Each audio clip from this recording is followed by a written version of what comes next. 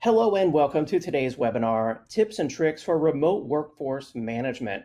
This special webinar event is brought to you in partnership with ActivTrak and produced by ActivTrak Media. Thank you so much for joining us on the webinar today. This is going to be a really fun, really topical event. I know everyone out there just about is working from home these days, and so no better place to learn some tips and tricks for managing your remote workforce. We're also going to have a live demo as well, so I'm looking forward to that. Before we get started, just a few things that you should know about the webinar. First off, my name is David Davis of ActivTrak Media, and I'll be serving as the moderator. We want this to be an educational event, and we encourage your questions. You can find the questions panel there in your audience console, just to the right of the word handouts, and I can call your attention to it that way. Of course, we always welcome your hello and good morning messages from across the United States and around the world, but we also want your technical questions. To help encourage those questions, we have our best question prize that we're running. I'll talk about that in just a moment. We also have a number of handouts I want to call your attention to there. In the handouts tab, there is a link to the ActivTrak website, and also a link to the ActivTrak free trial, which we'll be talking about during the event, so make sure that you check those out. And then finally, at the end of the webinar, I'll be announcing the winner of our Amazon $300 gift. If you're watching this on demand, of course, the drawing has already occurred. The prize terms and conditions can be found there in the handouts tab. And then finally, I mentioned our best question prize. This is something we started new in 2021 for a $50 Amazon gift card. Prize winners will be contacted after the event, and you still must meet, of course, the ActivTrak Media prize policy. And with that, it's time to kick off the event. I'm excited now to introduce you to our expert speaker. Welcome, Mr. Mark Allen, Head of Customer Experience at ActivTrak. Mark, it's great to have you on. Hey, David, thanks so much. It's great to be on this morning. Absolutely. Take it away. All right. Well, thanks everyone so much for carving out a little bit of your day to meet with us and to discuss a couple of different ways that you can better manage your remote workforce using ActivTrak. This is something I'm really excited about. Obviously, this is the number one question that we get from customers and prospects all the time who are looking at ActivTrak is, how do I better manage my workforce now that they're remote? And so we'll be talking about some various different ways that you can begin to really unlock some insights and get some really meaningful analytics about how your employees work and how they can work even better. Today, we are going to be talking obviously a little bit about ActivTrak.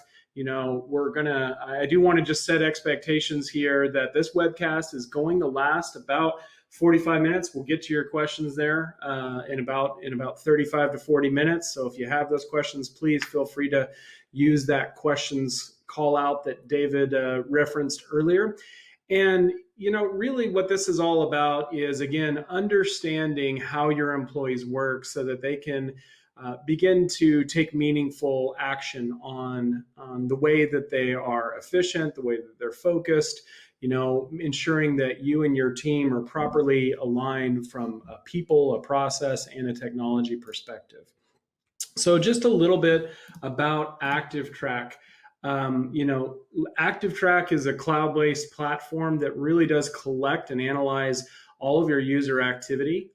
This will help you as a manager to really understand how people work, what applications they're using, when they log in on average, how many hours a day they're working, what kind of sites they're going to on a frequent basis, and really just keep a pulse on the engagement level of your remote remote and in-office workers, There's also a really great play with ActivTrak too, to be able to understand which applications are used most frequently and which ones maybe aren't used as much and could potentially be expired from your organization's tech stack. So there's a lot of opportunity for you and your organization to begin to work wiser, as we say, using ActivTrak. And if you would like to create a free account, you can go to activtrak.com/free-trial. The link's right here. And definitely encourage anyone to do that. That account not only will unlock all of the features for our premium product for 14 days, but even after those 14 days, we do have a free offering available if you would like to just get some personal insights about yourself. So with that, I know we've got a couple of questions that we wanted to go through here. David, do you want to set the poll for us? Absolutely, yeah.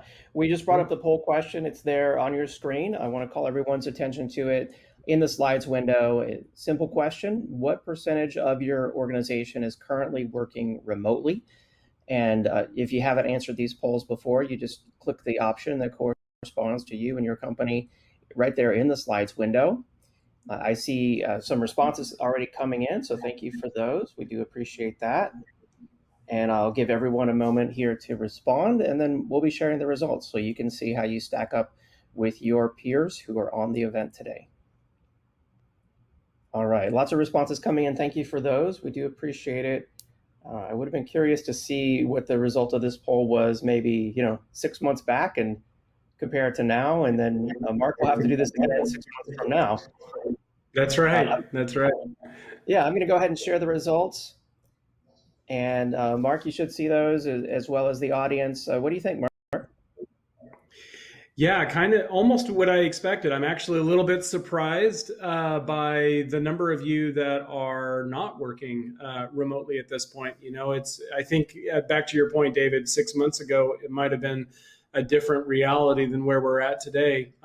Obviously, organizations are beginning to both move into a hybrid model as well as experiment with taking some of the employees and putting them back into the office. So this is interesting. What I'm seeing from a numbers perspective is almost a 50-50 split here between those of you who have a majority of your office that is working remotely versus those of you who have a maybe minority of it. So pretty interesting. I think the big takeaway for me is everybody does have some number of employees pretty much that are working remotely now in today's age.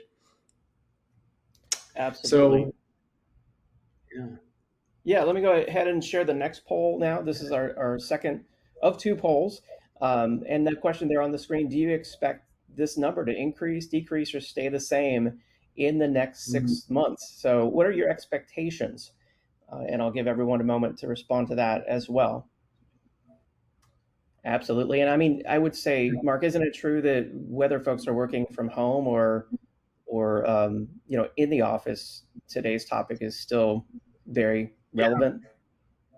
Yeah, absolutely. I mean, the topic of today is tips and tricks for managing a remote workforce. So I'd have to assume that many of us are dealing with that problem overall.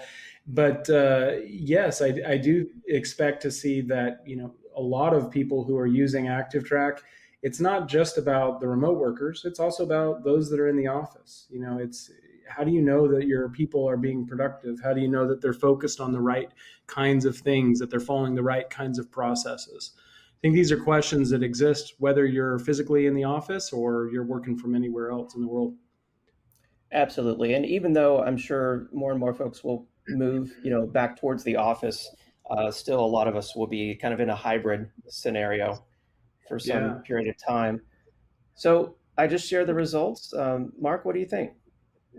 Yeah, seems like a lot of us are starting to get a little bit of confidence. The vaccine has been out. Some of us are starting to go back into the office, I think. So the decreasing is not too surprising. But there's still a lot of us who are either increasing that or keeping it at roughly the same.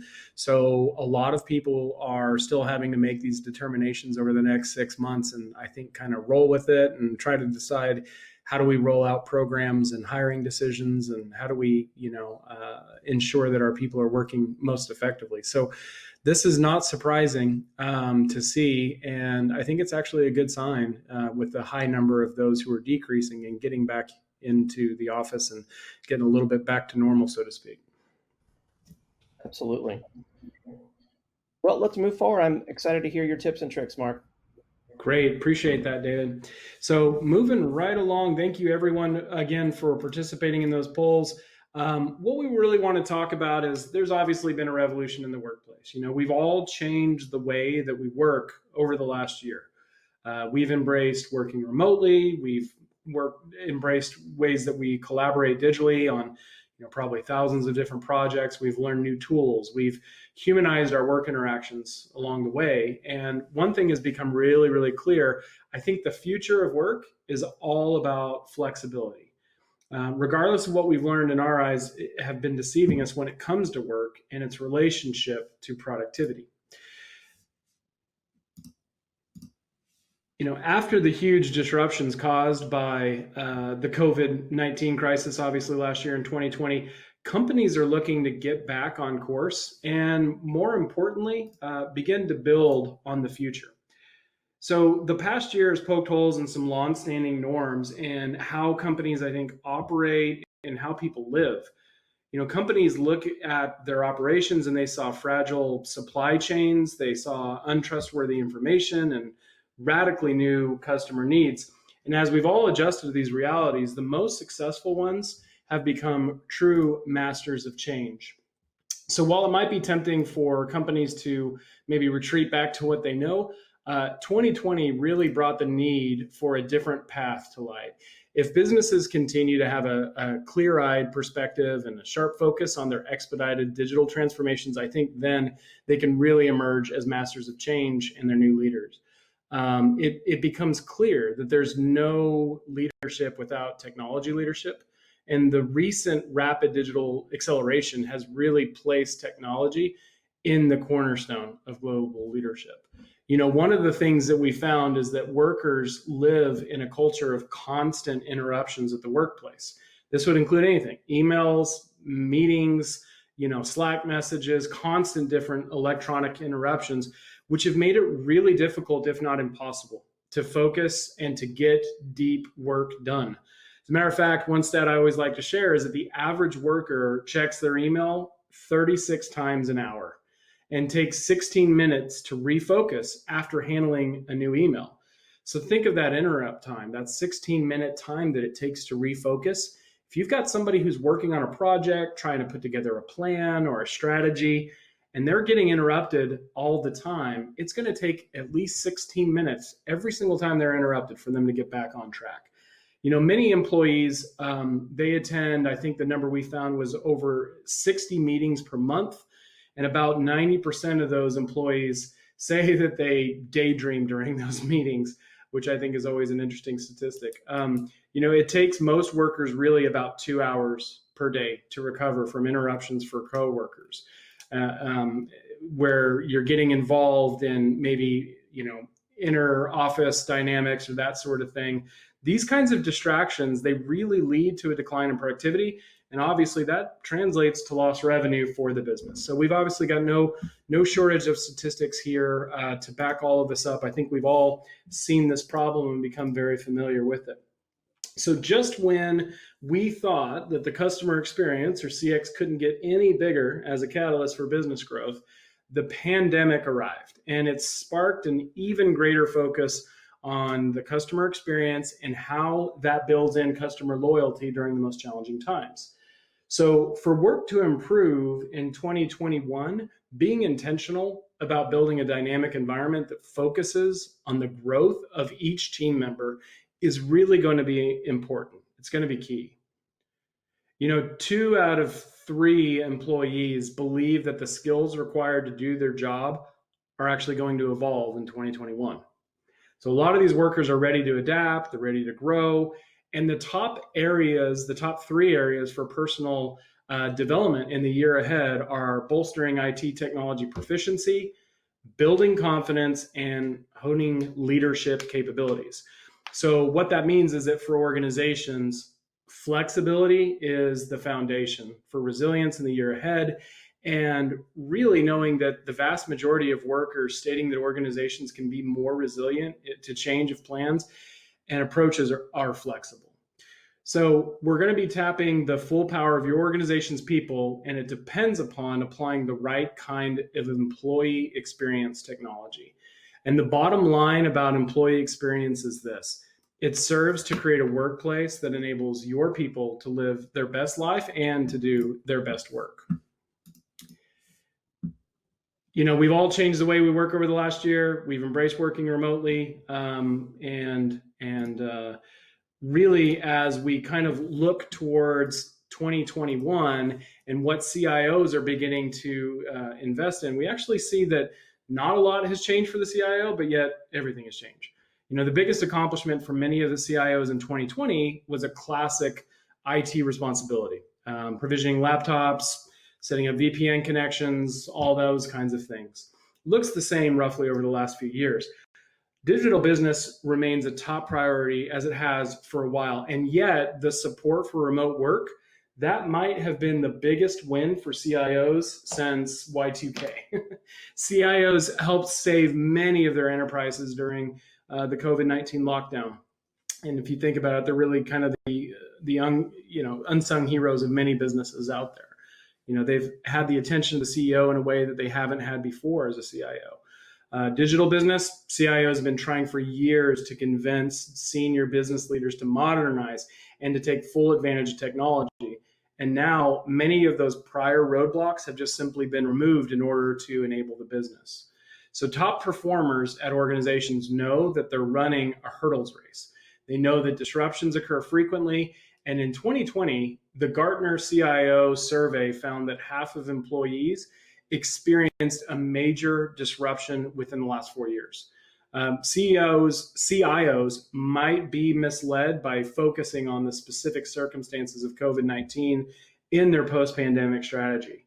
And I think that those CIOs can best help by doing the small things that are necessary to really enable the enterprise to shift modes when it encounters any kind of disruption in the future.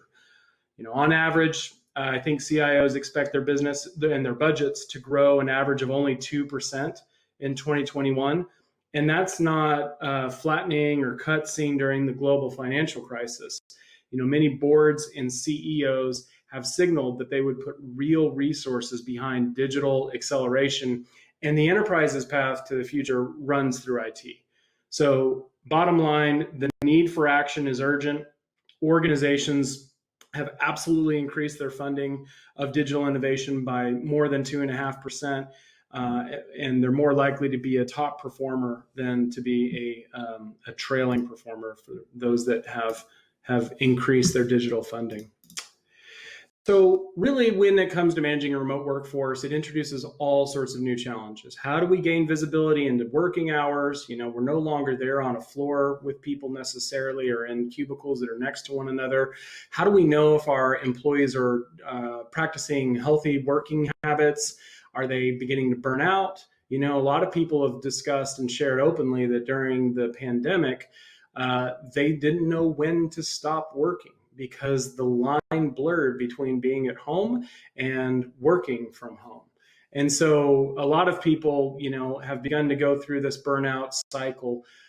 And as a manager and as an organization, understanding that that is a reality so that you can plan for it, confront it, is really important. You've got to have the right tools in place to do that. It's important to know how time is invested so that you can ensure that your people are working on the right things, the right priorities, and the right roles.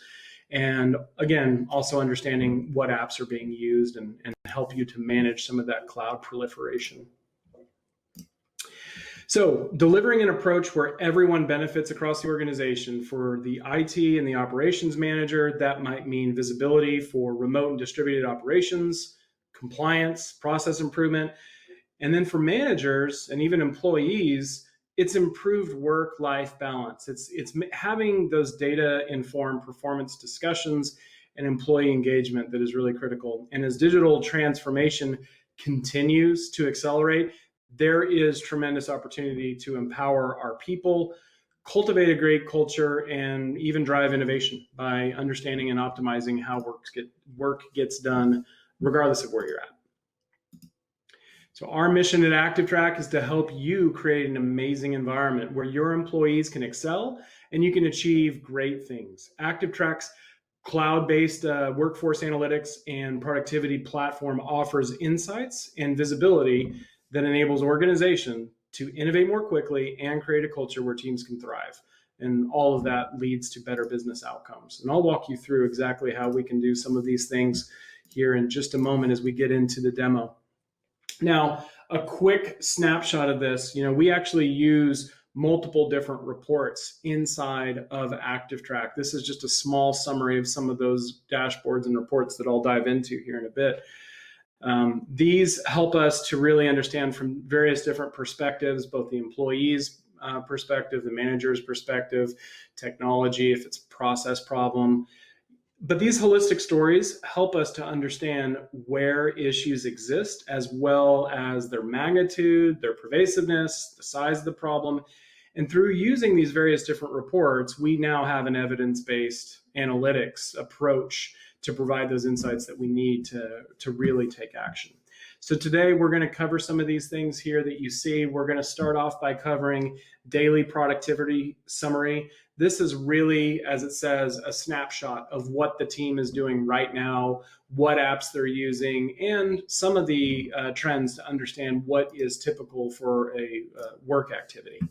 So let's jump over there right now. We're going to start off with looking through a couple of these dashboards that you see, one of which being the team pulse and the other being the activity breakdown.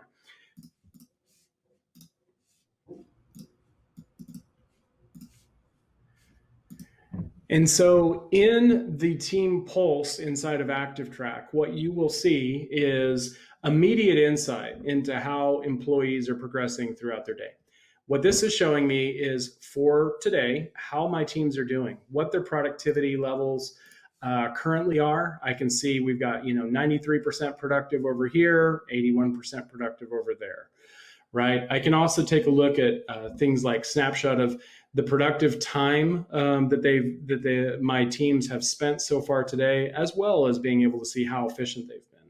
This also gives me a little bit of visibility into the top app usage. So as you can see here, I can see that my remote sales team is spending the majority of their time in sales tools. And specifically, the activity that they're spending time in is this activtrack.mysalesforce.com. But that might be something different for the customer success team, for example. They're often using mail.google.com. And so whatever it might be, this is intended to show you a very quick snapshot of what's happening right here and right now. Now, if I want to get even more specific, I can go to individual users. I can take a look at maybe just those people that are active right now. And I can start to quickly understand, individuals who are looking at different things. We've got Madeline working in an Excel document. We've got Polina who's looking at, some sales training and so on. And as their activities change, we'll get a quick update on this in here, as well as being able to see averages like the top, Office application being used for about an hour and a half.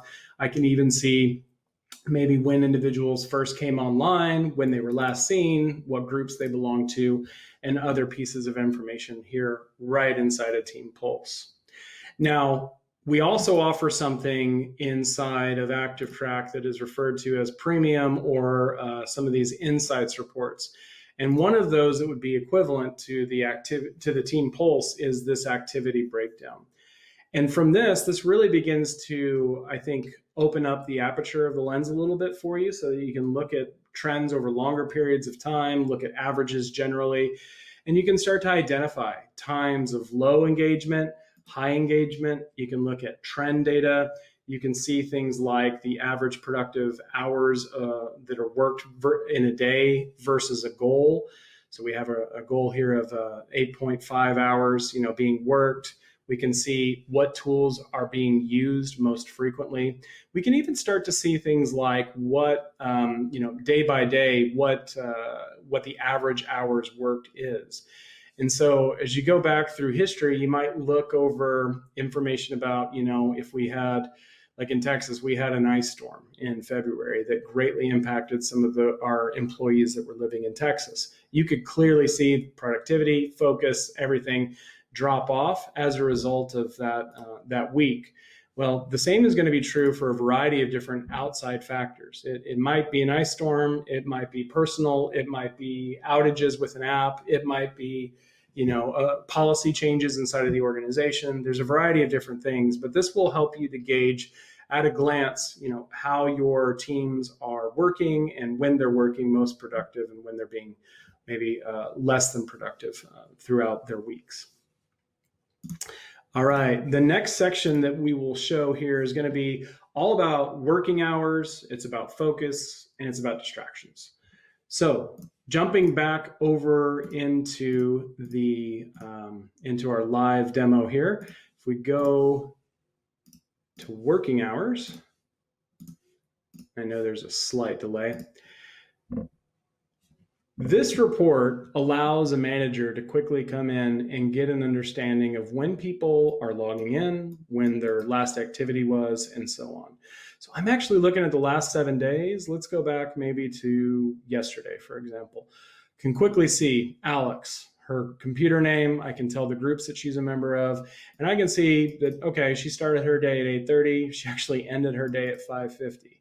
It's a long day, but with today's schedules and today's flexibility, we can see that somebody might work kind of non-standard hours, but we still want to keep a general understanding of how productive that person was. So in this case, she was productive for 6 hours, versus another person who was on from roughly the same time, started their day a little bit earlier at 7:56, stopped working pretty late in the evening at 6:39, and now has worked productive hours of 8 hours and 24 minutes. Now, this might actually be a good indicator to come to Austin and approach him and say, hey, what can we do to maybe make it a little bit more efficient for you? Do you need changes in your setup? Do you have access to the right tools? Do you have all the knowledge that you might need in order to get the job done? Are you just simply being given too many tasks?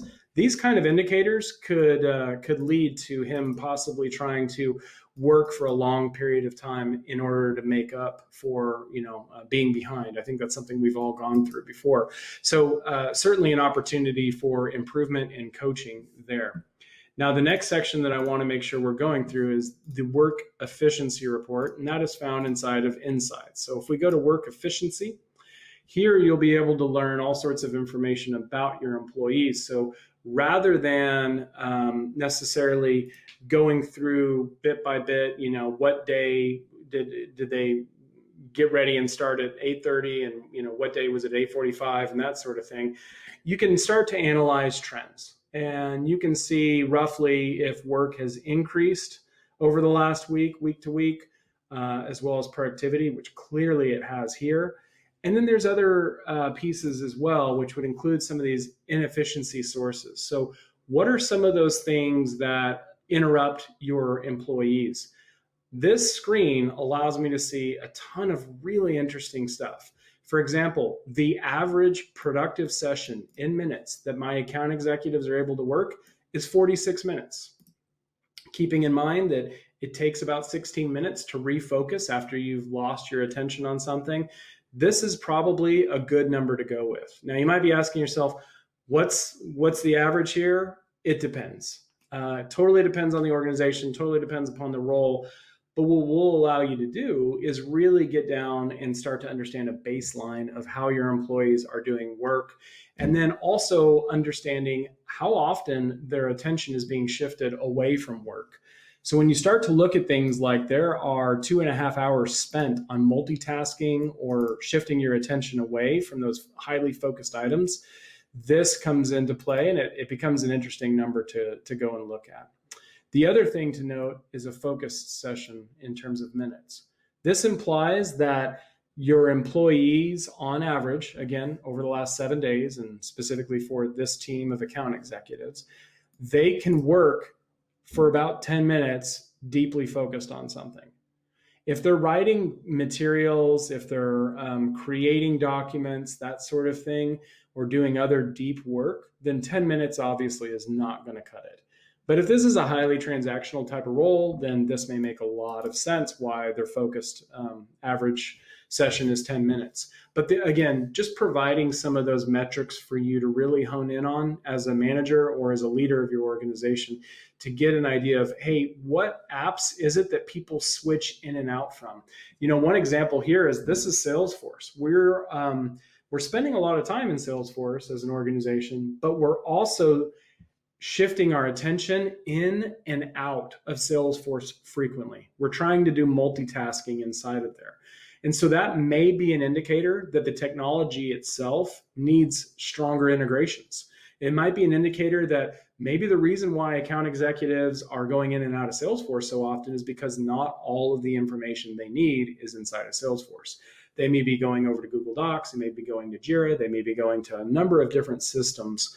And there's probably an opportunity to improve the process or the technology to eliminate the high number of attention shifts. Because again, if you're bleeding 2.5 hours a day, just in terms of time spent on shifting your attention or your focus, that is a real metric that can directly drive better business outcomes if you can manage that number a little bit better. So there's a lot of detail that can certainly be found, I think, from this work efficiency report. All right, let's jump back over to the deck. There's a couple of others that we want to take a look at. Now, these both exist directly inside of the premium reports that I've been sharing with you here. So we'll jump back over. The first one is going to be workload balance. And so workload balance, what this is really about is this is about understanding if your employees are beginning to burn out. And you may ask yourself, well, how do we determine that? There's a number of ways. Number one, we have benchmarks and goals that are set up on a group by group basis. So we've got the ability to set this goal for productive hours per day worked or focused hours per day that are worked. And the goal, as you see, is currently 7 hours. Now, we will provide a default here, but you do have the ability to change that value for both productive and focused. So taking that value and coming back to our workload balance, what we're effectively looking for is a window of optimal work. And that includes 7 hours being the goal. So you can kind of think of, 7 as living right here on this vertical line, straight up and down that I'm using my mouse cursor with. And then plus or minus 20%. So if we see somebody like Scott, who is clearly working a high number of hours, maybe 9.5 in the last 7 days, that might be an indicator as to go double click and see what the deal is there. Now, the reason why we're listing him as being green even at 9.5 is because the goal for him is higher than the goal for others.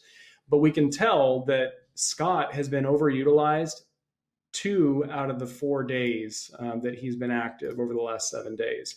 And so this is not only looking at, hey, is he working a long number of hours today, but also what's that generally look like the last 7 days, the last 5 days, that sort of thing. If this person is staying generally within the healthy range, that's a good sign. There's, of course, indicators as well to look for people that are maybe underutilized as well. And so you can certainly filter for that, although I don't think we have any examples in this demo data.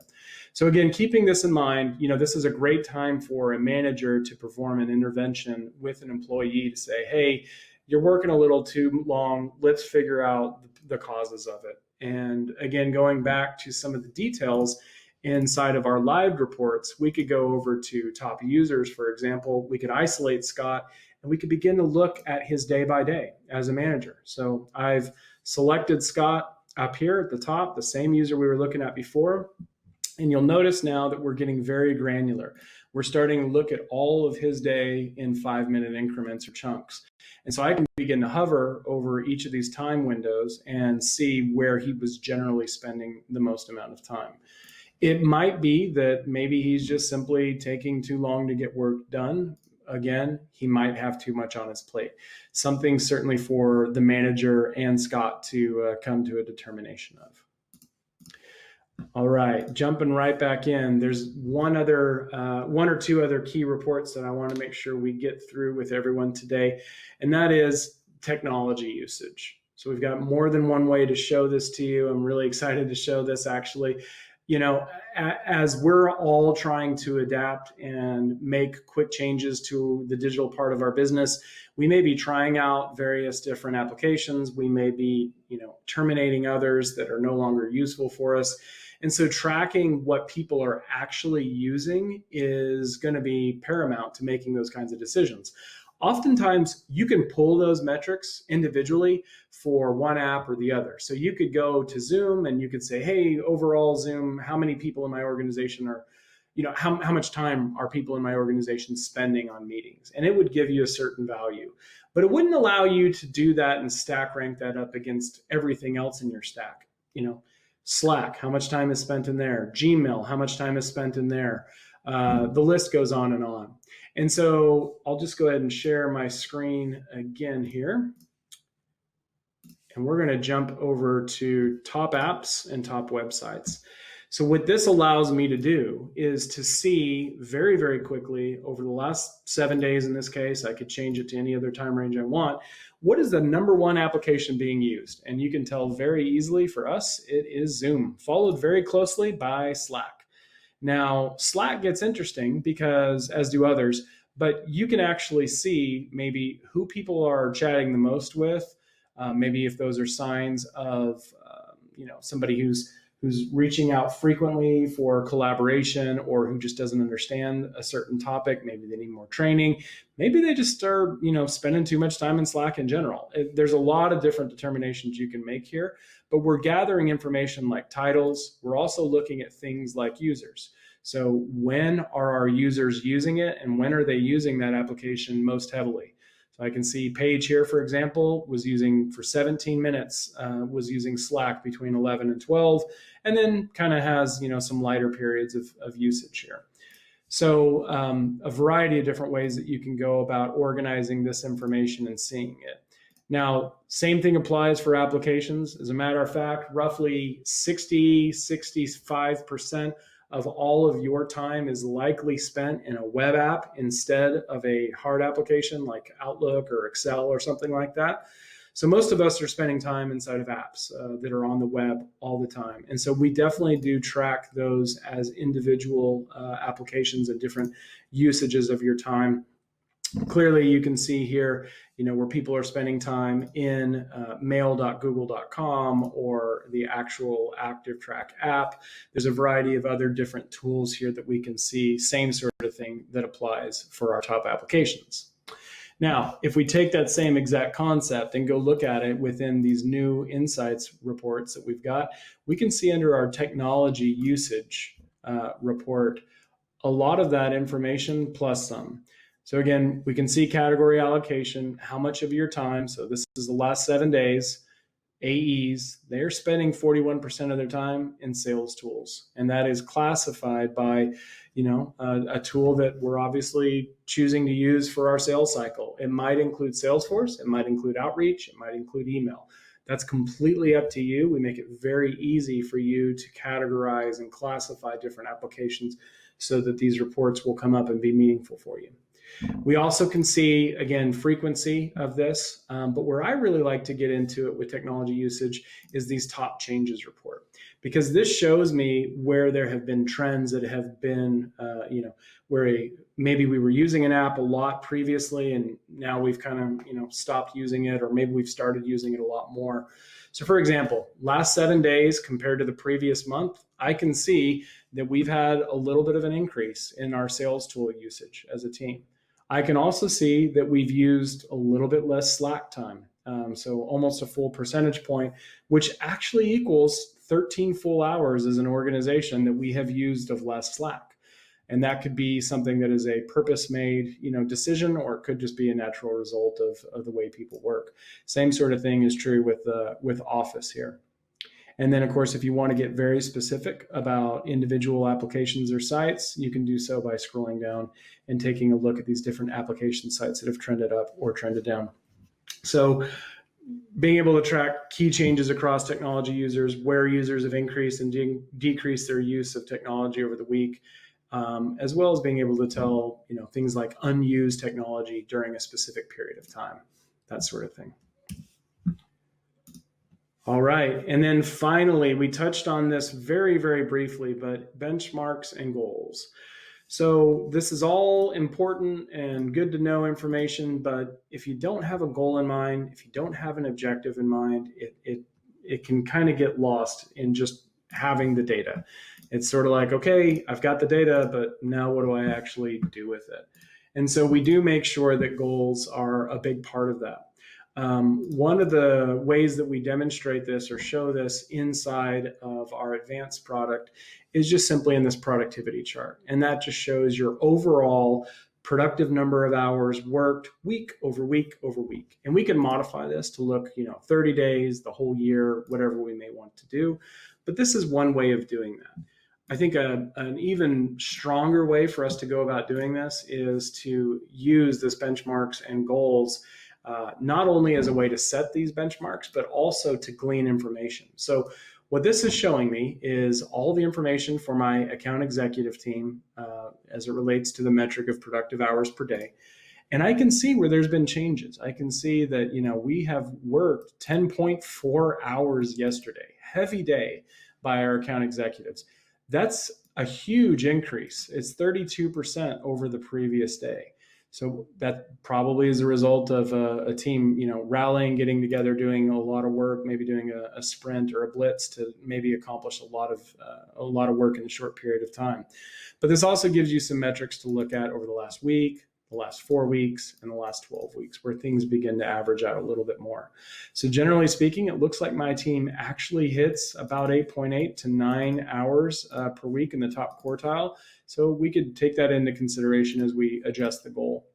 Same thing is going to be true with the actual average number being displayed. So these are kind of our top performers up here, and this is kind of the middle of the pack down here below.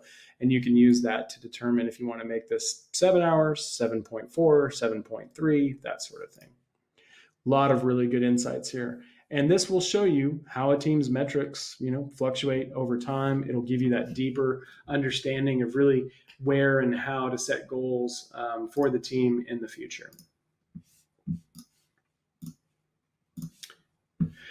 All right, so with all that, we do have a variety of different plans. As I've already mentioned at the beginning of this, we have a free trial that will unlock everything within the premium plan for a full 14 days if you'd like to try that out.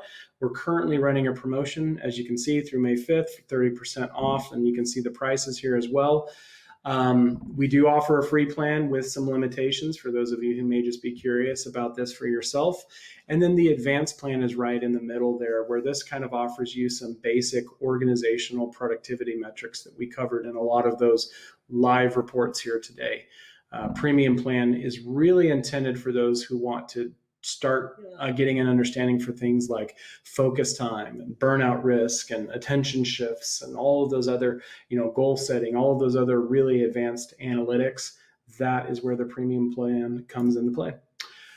There are several different resources that are available as well. So for all of our customers, we want to ensure that you are highly productive, not only just using our tool, but really interacting with ActivTrak on a regular basis to get helpful tips and tricks. We have a dedicated world-class productivity lab team who specifically writes about strategies that you as a business can incorporate into your day-by-day life and to improve process, technology, and people.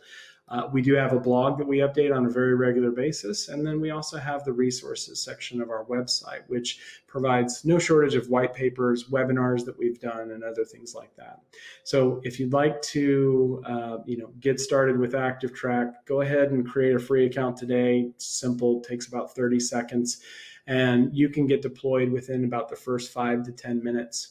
We do offer full support, full onboarding for the entirety of the life cycle of you as a customer for us. So we will always, be there as a lifeline to help you understand what the numbers and the metrics mean, but also make recommendations into how you and your team can work even more efficiently in this remote workforce environment today. All right. Well, thank you so much, everyone. I know we've got a winner to announce here shortly, and we've also, I think, got several questions. So, David, I will turn the time back over to you. Excellent. Great presentation, Mark. I really love the live demo. Thank you for sharing that with us. It's so cool to see this product in action. And I know from that, it helped to generate so many more questions. I see a ton of questions coming in. So thank you, everyone, for those. I want to call everyone's attention to the resources there before we go on the slide. the productivity lab, the blog, the resource center, and then of course also in the handouts tab you have a link to get started with this and get your free account today and try it out for yourself. So let's go ahead and kick off our Q&A session.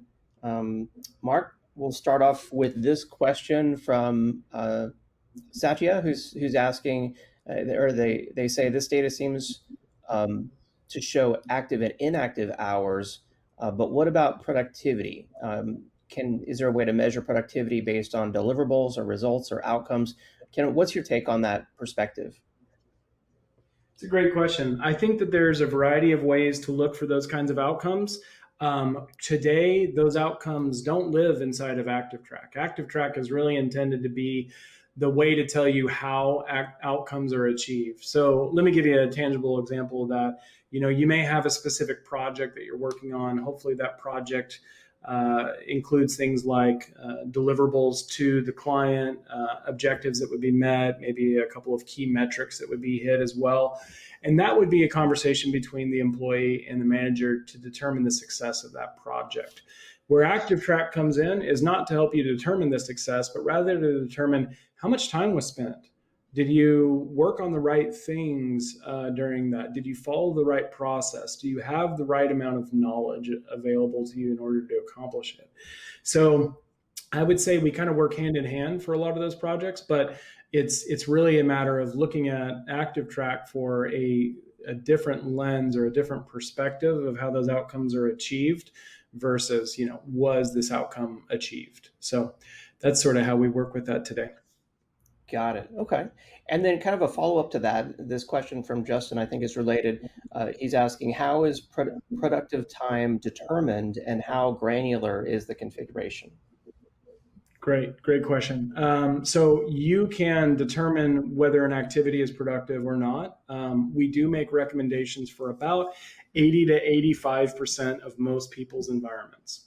And so maybe I can share my screen again really quickly to show you how that works. If we go over to settings and classification, we do have a classification engine that obviously knows, from a lot of different environments, a lot of different customers out there, whether or not certain applications are considered productive. So for example, Atlassian.com, well-known developer tool, we automatically give it a name called developer, and we also mark that as productive. But you may come in here and decide, that's something else. For us, it's about customer service, and you can decide whether it's productive or not.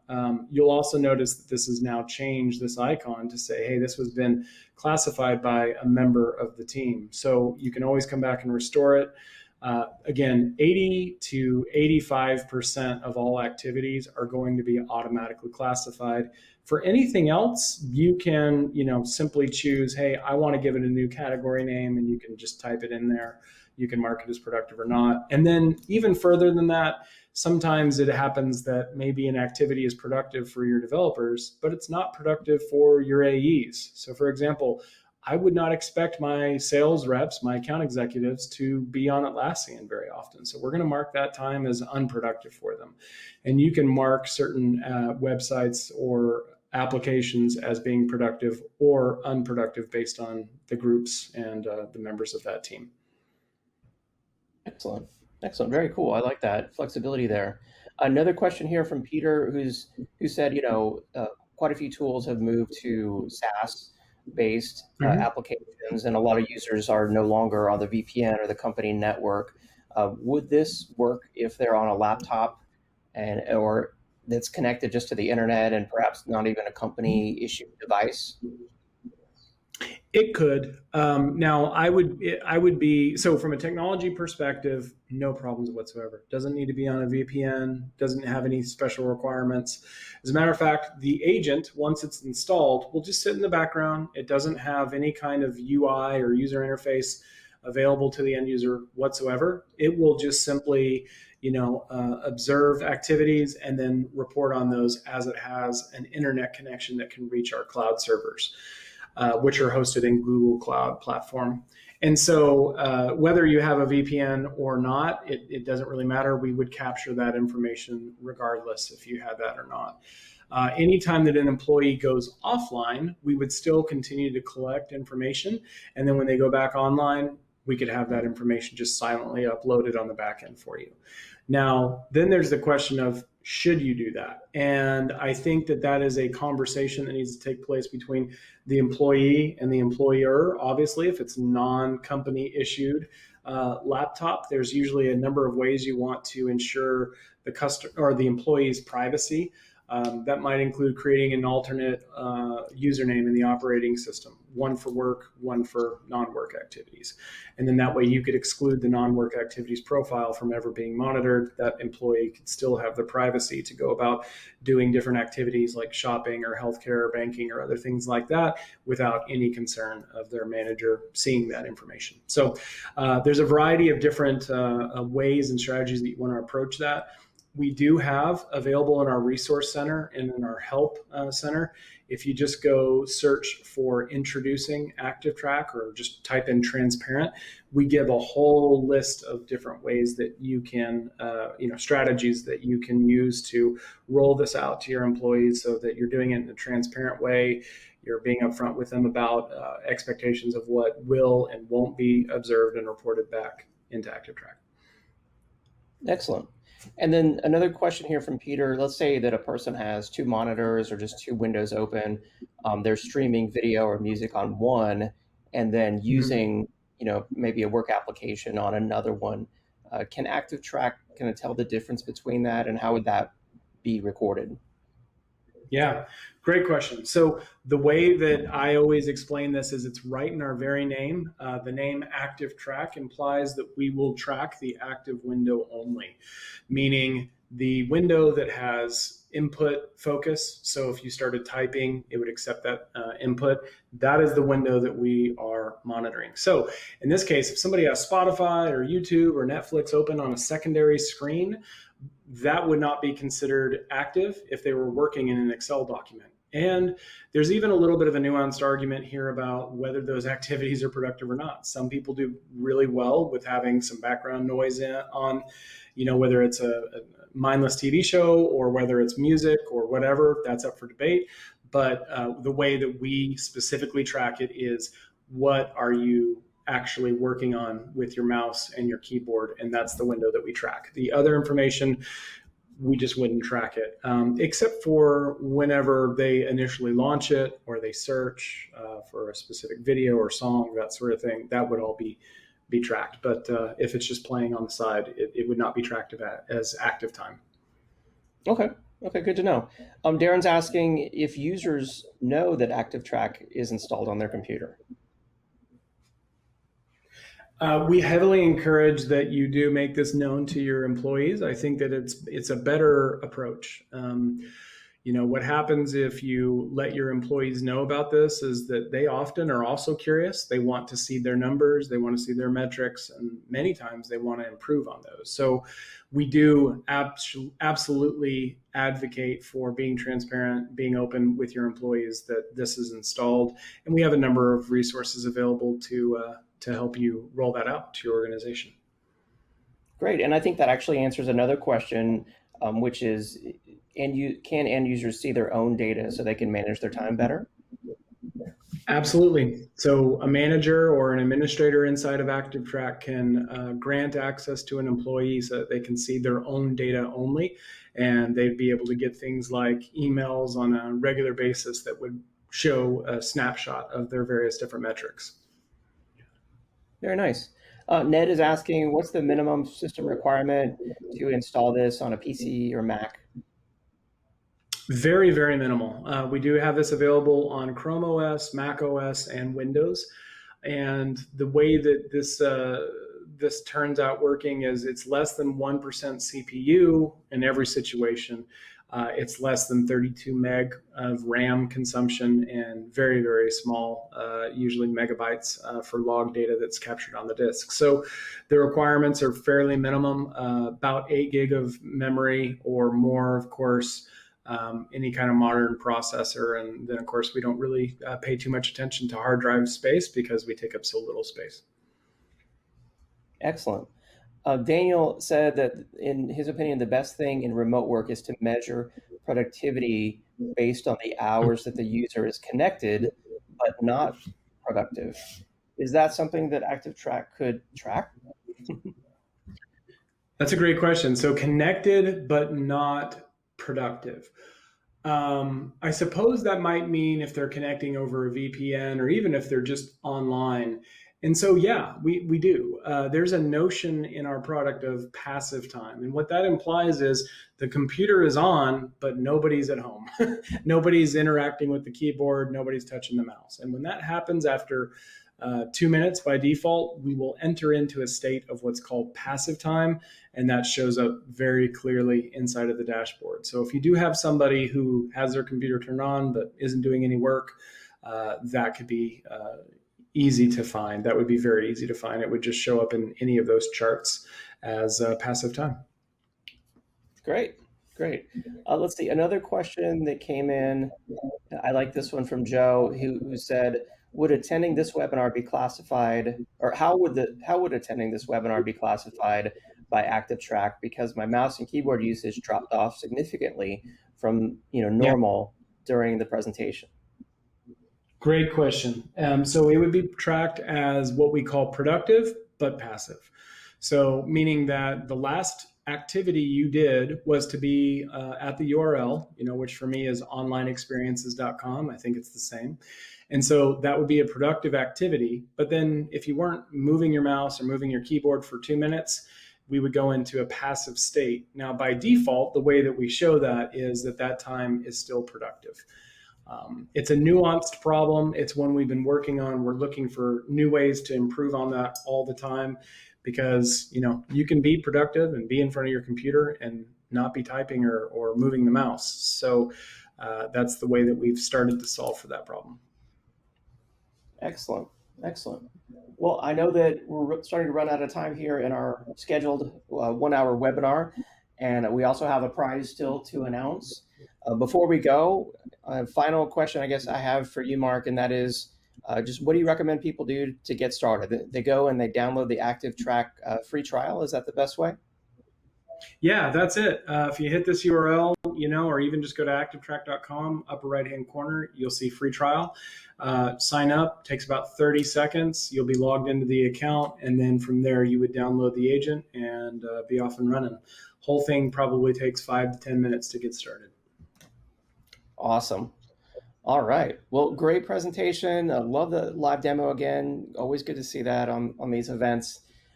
Before we go, I just want to announce the winner of our Amazon $300 gift card. That's going to Philip Witt from Virginia. Congratulations, Philip Witt from Virginia. We'll also be reaching out to the Best Question Prize winner after the presentation. Thank you so much for all the excellent questions. And of course, thank you to everyone else out there in the audience for joining. I hope that you learned a lot, and have a great day. And finally, of course, thank you to you, Mark, as well. Thanks for being on. Thank you, David. And thanks again, everyone. Thanks, everyone. Visit activtrak.com for more information and check out the free trial. Have a great day. See you next time. Bye-bye.